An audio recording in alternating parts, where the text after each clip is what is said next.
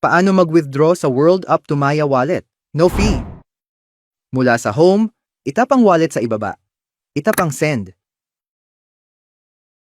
Pindutin ang WorldCoin. Sa search bar, itype ang Maya Plus.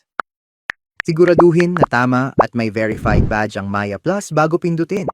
Mag-enter ng amount ng gustong i-withdraw o pindutin ang maximum at itap ang continue. Maghintay saglit hanggang matapos ang processing. Pindutin ang confirm send. Maghintay saglit. Ilagay ang mga sumusunod na detalye tungkol sa iyong Maya account.